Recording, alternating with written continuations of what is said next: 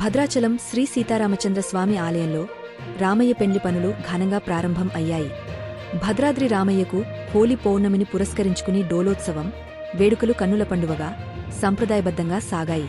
ఉదయం స్వామివారికి 25 కలశాలతో సహస్రధారతో ప్రత్యేక స్నపన తిరుమంజనం నిర్వహించారు.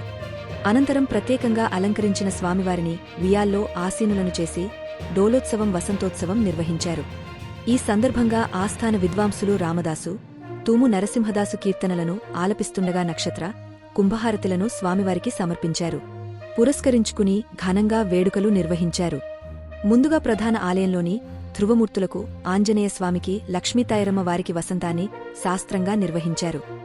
గలము, పన్నీరు, అత్తరు, నెయ్యి లాంటి సుగంధ ద్రవ్యాలతో స్వామివారికి కళ్యాణ తలంబ్రాలు కలిపారు.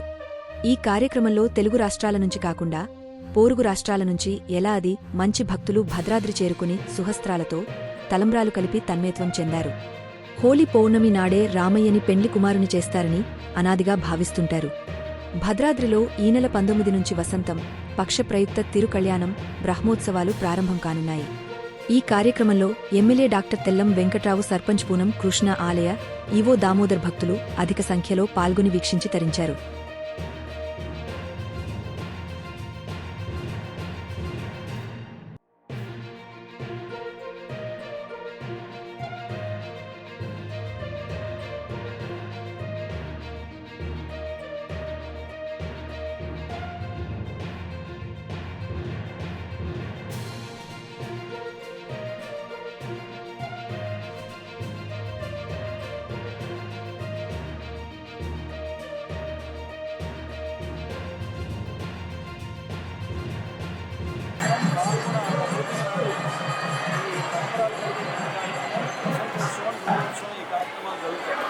ఈ సంవత్సరం పాల్గొన పౌర్ణమి నాడు మనకు గ్రహణం రావడం వల్ల ఆ చంద్రగ్రహణాన్ని పురస్కరించుకొని ఆ మర్నాడు మనం ఈ కార్యక్రమాన్ని నిర్వహిస్తున్నాం.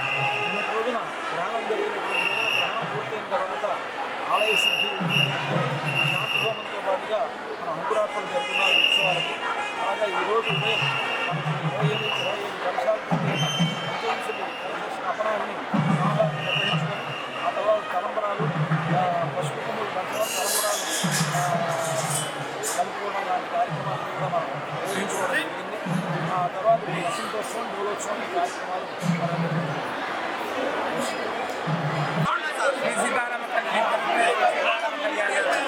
మహోత్సవానికి మొదలు ఏదైతే హిందూ సాంప్రదాయం ప్రకారం ఏదైతే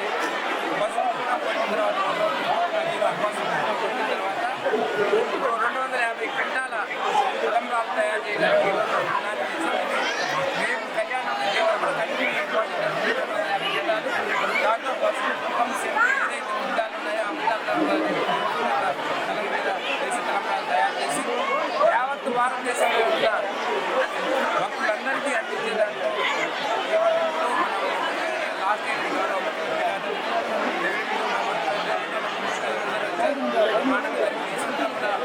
గౌరవ ముఖ్యమంత్రి గారు దాంట్లో అందరూ కూడా గౌరవ మంత్రివర్గ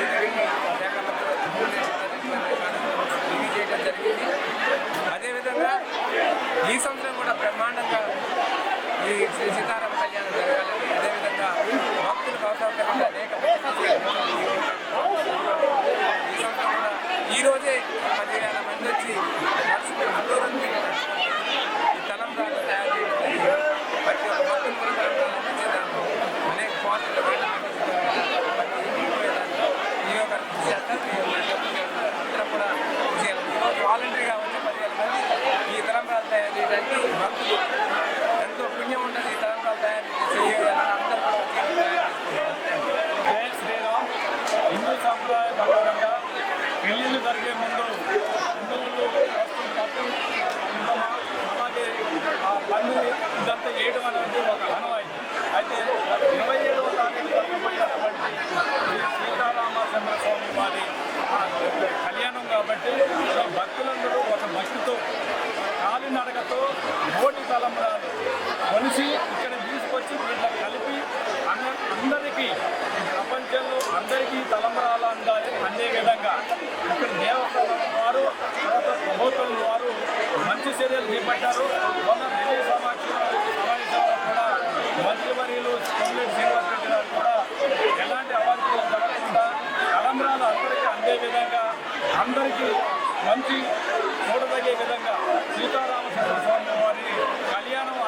దర్శించే విధంగా భద్రాచలంలో అన్ని ఏర్పాట్లు మంచిగా జరుగుతూ ఉన్నాయి.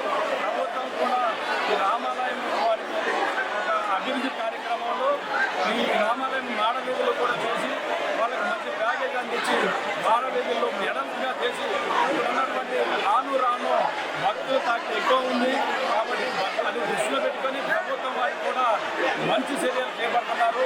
ఇంకా ఎలాంటి అవాంఛనీయ జరగకుండా మంచి కార్యక్రమాలు జరిగే దాంట్లో ఈ రోజుకి 10,000 మంది పైగా ఈ కార్యక్రమాల్లో పాల్గొన్నారు. అందరికీ ప్రత్యేకమైన